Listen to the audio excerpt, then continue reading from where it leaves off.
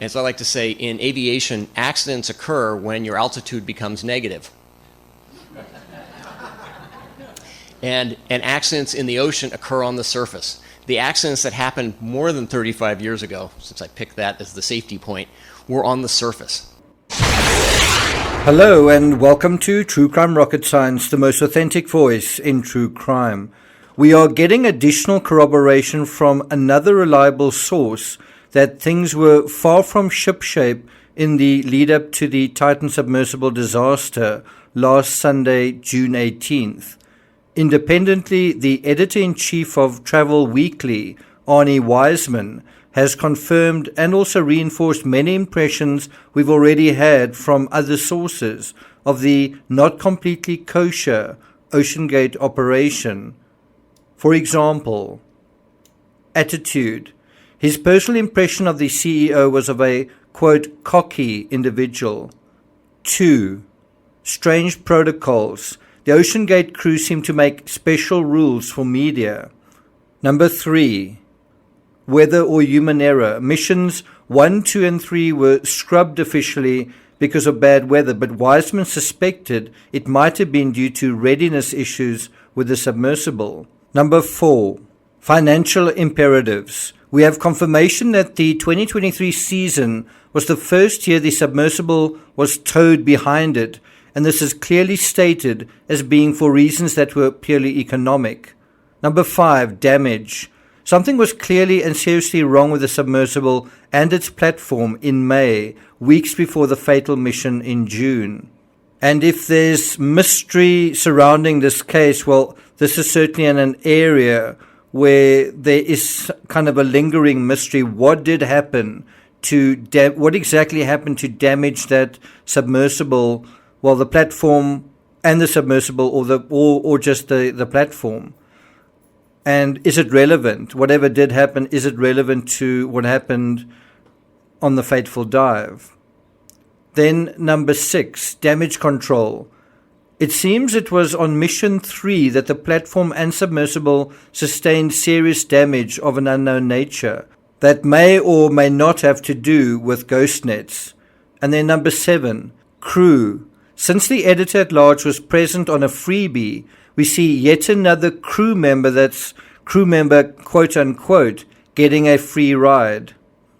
Now let's dive deeper into each of these 7 points out of the order set out above. Before we get to that, if you haven't subscribed to the channel, please do. If you're enjoying this episode, please like, share, leave a comment. You can also hit the thanks button, and let's get started. So it's interesting that Weissmann doesn't refer to his crewmates as crew in his article, but as a cast, almost like actors on a film set. As you're about to see, this isn't very far from the truth. According to his article, quote, the OceanGate cast was an interesting mix of both young and very experienced hands, some on staff and some who, intrigued with the operation, found a way to join and pitch in. Among the young staff were an intern, a public relations specialist, a photographer, a videographer, a computer programmer, and a researcher studying environmental DNA around the wreck. Now, if you add all of those together, a PR specialist, a photographer, a videographer, what is this crew more sort of focused on? How many are PR based and how many are sort of engineering based? I really don't know how many staff Weissmann doesn't name here, but it sounds more like a film crew than an engineering operation. None of those individuals sound like they have the training to deal with sophisticated structural issues, if these emerged. Returning to his article, quote, the researcher was interested in finding out how such a large presence of steel on the ocean floor might impact what plants and animals were at the wreck site. A water sampling canister called a Niskin bottle was attached to the outside of the Titan. Stockton's wife, Wendy Rush, was also on board as communications director. So that's yet another person that is there just sort of to push the PR side of things. And again, what is so valuable with Weissmann's report is that it's first-hand and it's also basically weeks before the fatal incident. Now let's go on to the second one, strange protocols. According to Weissmann, quote, protocols for dives were linked to a number of factors which, if they reached a certain threshold, automatically triggered a cancellation. Now you might think the protocols would be very scientific, very mathematical, something that is, let's call it an industry standard for submersibles. Listen to this. Among the protocols that Weissmann, that sort of got Weissmann to raise his eyebrows, was, he said, among them were conditions that were considered non-critical factors. In other words, non-critical, non-mission critical issues that could nevertheless cause a dive to be cancelled. And so one of them was if a celebrity or member of the media pitched up for a dive. Now, these are his words. He says, quote, that last one gave me pause. If the decision were one factor shy of the no-go limit, but someone other than me, a journalist, in other words, he's saying some other journalists were coming aboard, would they go forward with a dive that would otherwise be cancelled solely because a reporter was present? End quote. So what you have here is a strange déjà vu with the 1996 Everest disaster. One has a sense that because the operation was so cash-strapped, they were inclined to treat reporters like royalty and make special provisions to make sure that they could be included on missions. And this editor was actually invited to a session of cigars on deck midway through the mission. He talks about that at some point in one of his 3 articles. That brings us to number 3, financial imperatives. Now, I suspected that OceanGate's change of ship was because of redlining finances. I suspected that, but obviously I'm not an expert in this sort of thing. But I also suspected towing the submersible behind the ship was a very bad idea. I got a bad feeling about this. I mean, imagine building a model aircraft or building an experimental full-size aircraft and then towing that on a dirt road for hundreds of miles and then getting into it yourself. According to Weissmann, quote, for the past 2 years, the platform and Titan were carried by the support ship Horizon Arctic, where they sat on the deck and were lowered into the water with a crane. This year, however, OceanGate CEO, Titan designer, and pilot Stockton Rush told me that the cost of leasing the Horizon Arctic skyrocketed to $200,000 a week, and that was, I'm not sure if that was including fuel. But you really get a sense that this year things were different. This year, what the submersible itself experienced and went through and was put through was different. And as a result, there were problems. And we're going to get to them, and Weissmann actually talks about them. And then the question is, why were things different? So it's not just that the way that the submersible was brought to the site, not only was that different, but the underlying issue was different as well, which was the financial peril that the company was facing.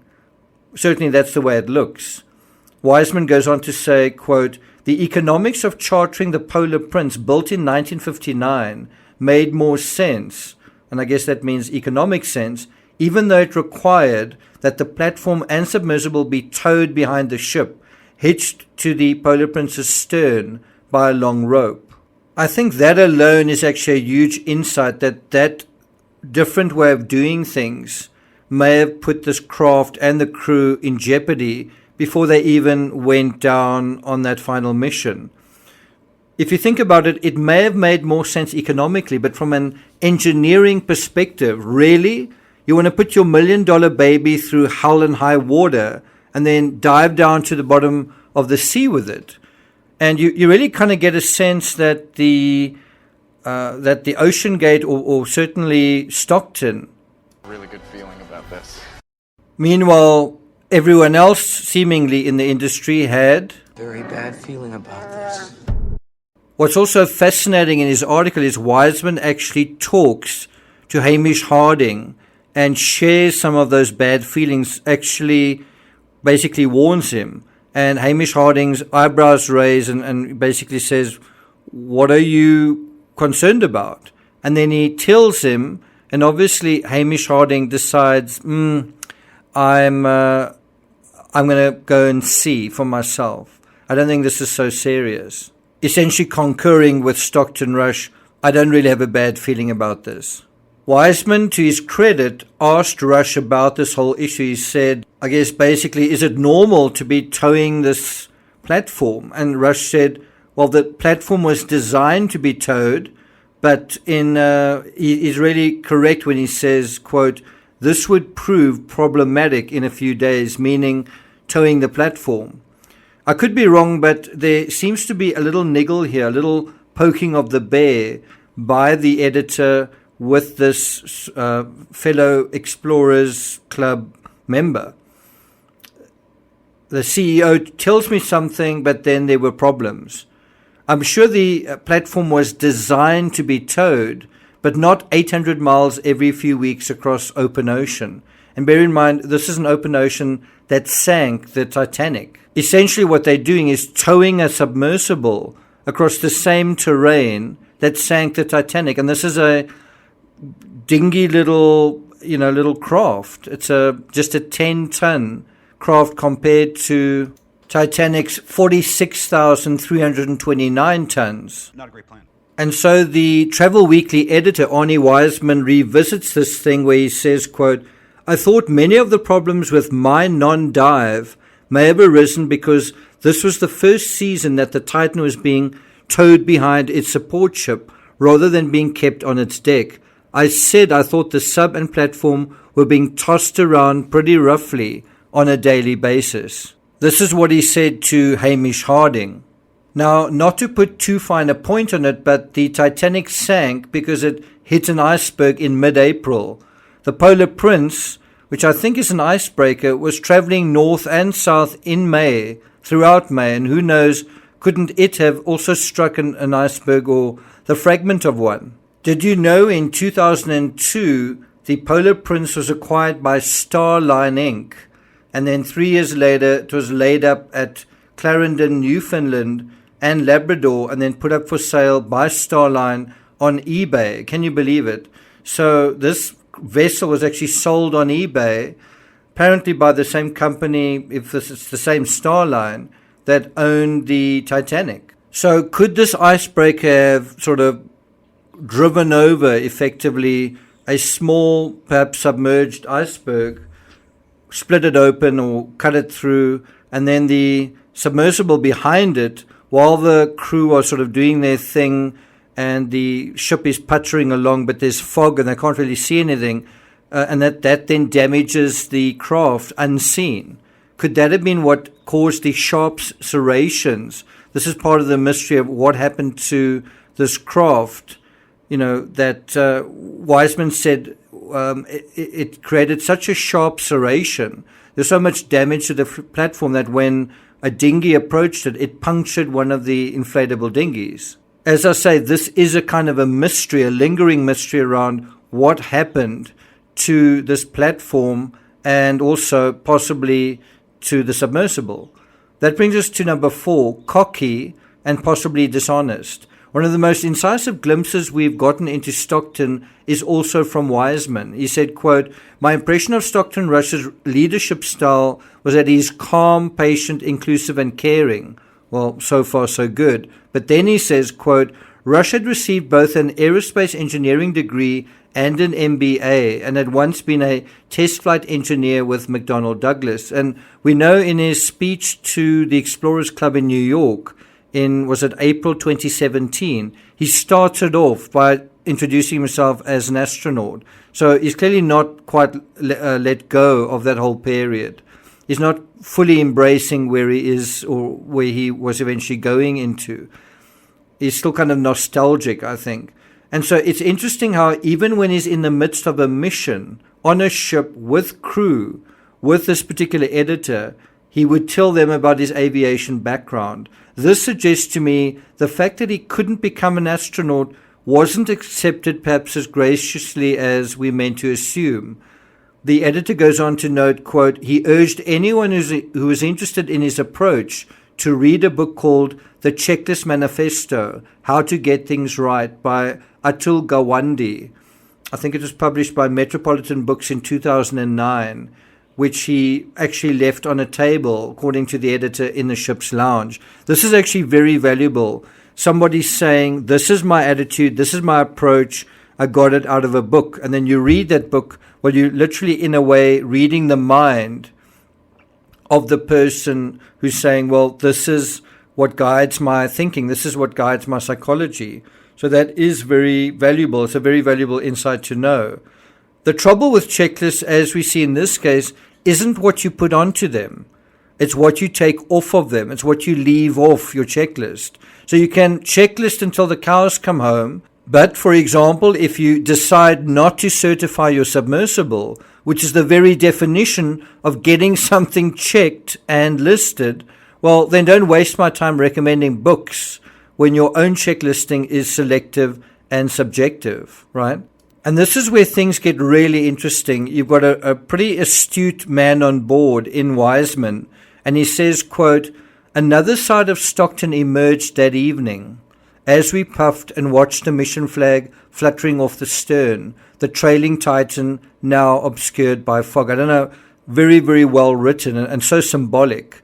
This other side to the CEO coming out as the Titan is sort of itself becoming obscured, right? The CEO reveals a side to himself as the creation that is made becomes kind of invisible.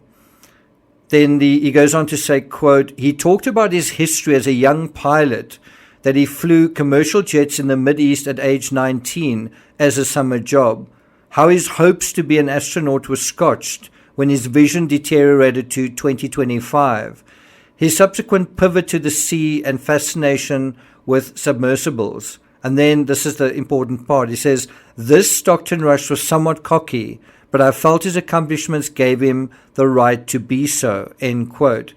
And maybe he felt the same, right? Maybe he felt he'd achieved so much, he had every right to know better than everyone else. But being a cocky astronaut in your own ship is one thing.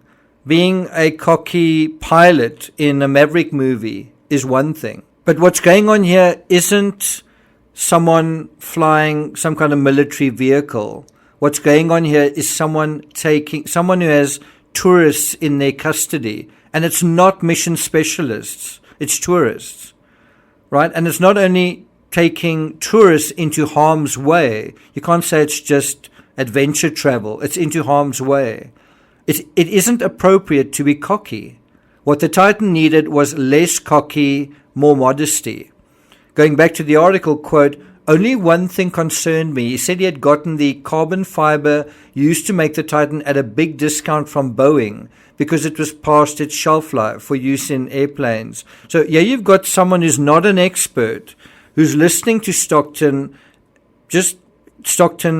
telling his thing, going through his spiel, and this editor's common sense is kicking in and red flags are starting to flutter. And he says, I asked him if that weren't a problem. He replied that those dates were set far before they had to be, and that Boeing and even NASA had participated in the design and testing of the Titan. He says it's a conversation he thought about a great deal over the past week. In other words, immediately following the incident. And then he followed up. He says, a statement from Boeing said Boeing was not a partner on the Titan and did not design or build it. Boeing has found no record of any sale of composite material to OceanGate or its CEO, end quote. What this reveals is even in a casual conversation with the CEO, the editor felt doubts and also followed up on the CEO's statements, went to check whether they were true, and according to this, ultimately determined that they couldn't be substantiated. I have a bad feeling about this. Why wouldn't you? I mean, who wouldn't have a bad feeling about that? Number 5, disabled sub appeared repeatedly. Interestingly, the crew had a numeric code that meant disabled sub. I think it was the number 419, 4-19. The YouTuber on board apparently didn't ask about it, but the editor, to his credit, did. He noticed those numbers 419 for disabled sub appeared constantly on the whiteboard. Also, did you know, quote, the Titan is not heated and it gets cold on the ocean floor? Doesn't it seem like a very cheap operation all round? No heating, no seating. The ship itself is towed like a convict behind a horse. Going back to the article, quote, and this is what Weissmann says, it's his opinion, he says, I sometimes wondered whether the submersible's readiness was also an unspoken but important consideration, end quote. I don't think the editor's intuition is off track here. I think the unspoken stuff, especially the unspoken stuff, and especially with journalists on board, is, well, isn't it intentionally under wraps? Number 6, damage. Something was clearly and seriously wrong with the submersible and its platform in May, weeks before the fatal mission in June. For starters, Mission 3 was delayed even before it left the harbour at St. John's. It was delayed because something was already evidently wrong with the platform.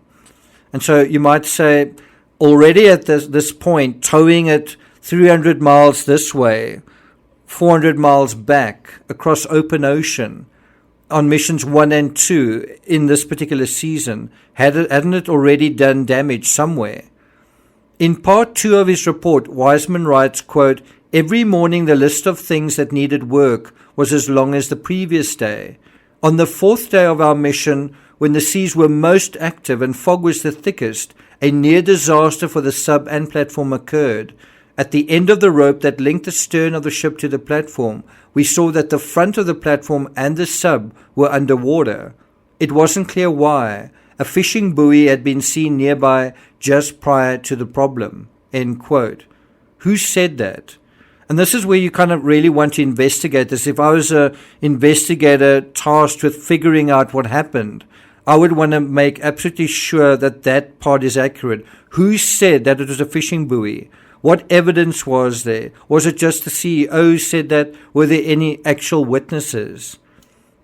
What proof is there that it could be a fishing buoy? And so you would also want to examine and investigate this platform and figure out what damaged it. According to the article, quote, it was hypothesized that a line from this fishing buoy had got tangled in the platform and tipped the front down, and the part of the platform that should have held air had become flooded. So that sort of speculation is fair enough. I mean, blame ghost nets. But it could just as easily be the submersible, which isn't a speedboat. I mean, it is by definition not meant to zoom in and out of harbors. It's not even a submarine, and yet it's being towed around like a speedboat. I don't get it. As I say, the Titanic freaking sank in the North Atlantic, and you want to tow a little dinky craft across stormy seas back and forth, and then after all that take it down 12,500 feet and expect there not to be any problems. Are you out of your fucking mind? Weissmann goes on to note, he says, it was unclear how it could be raised, how this platform with a submersible on it is going to be lifted, righted. He goes on to say, quote, Rush huddled with his crew, and a large red inflatable buoy was attached to the tow line connecting the ship with the platform.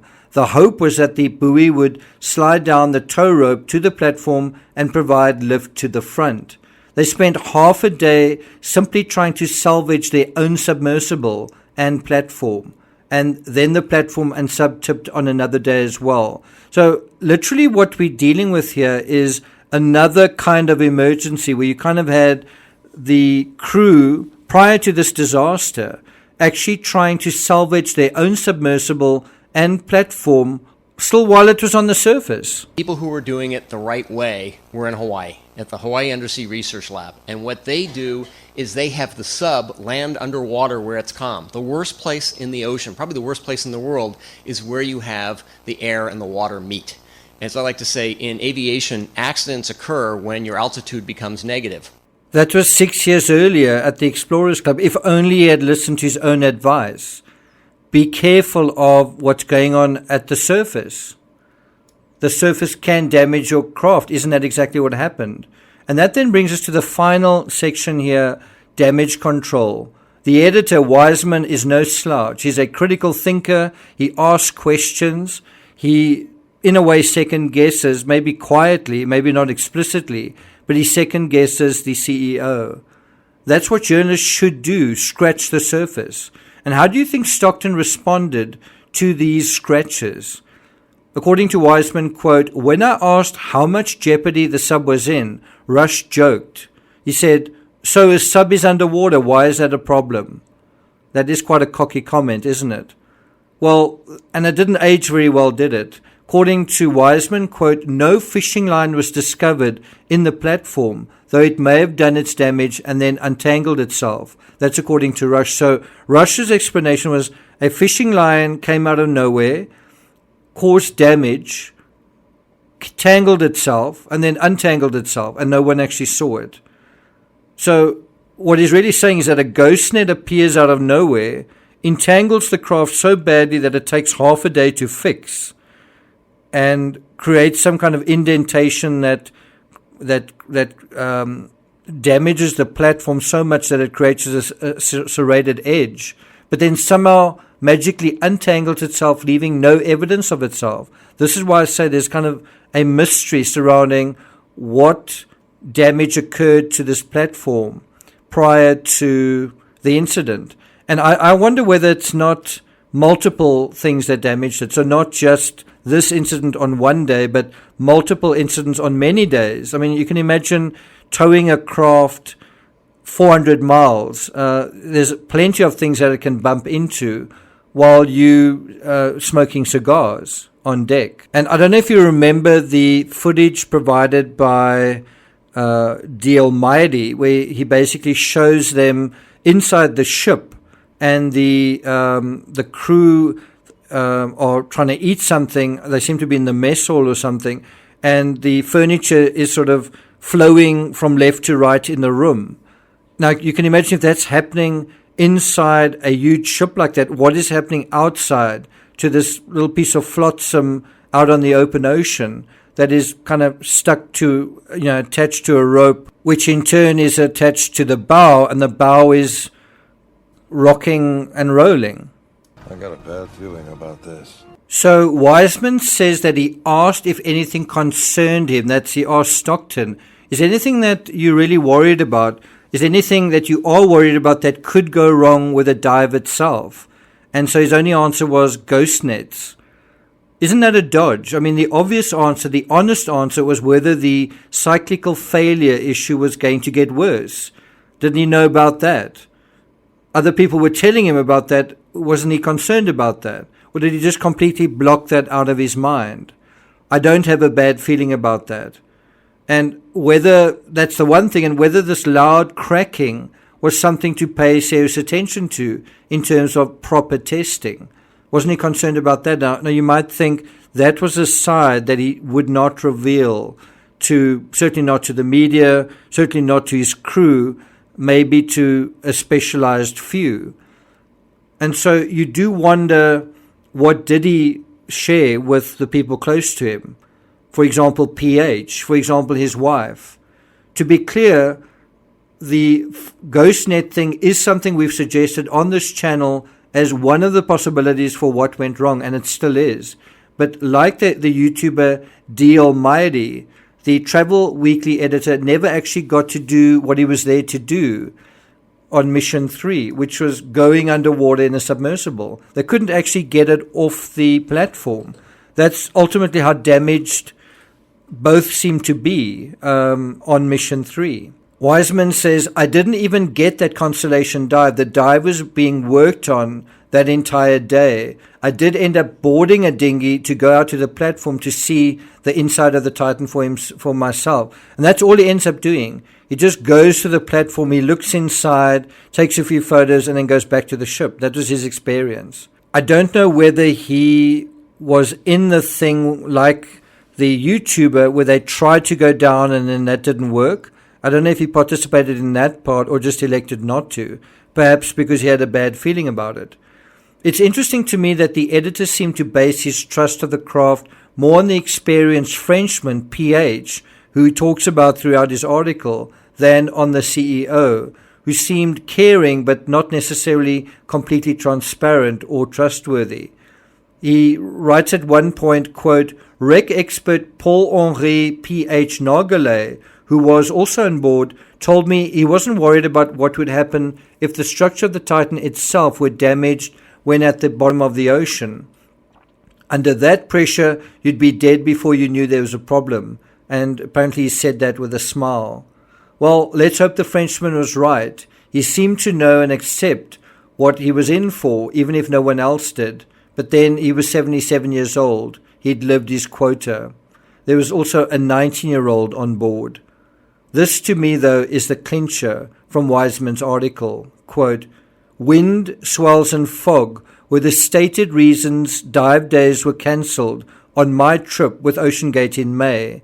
But when I was on board the support ship, I sometimes wondered whether the submersible's readiness was also an unspoken but important consideration." Well, of course it was. Thank you for listening, and I'll see you guys next time.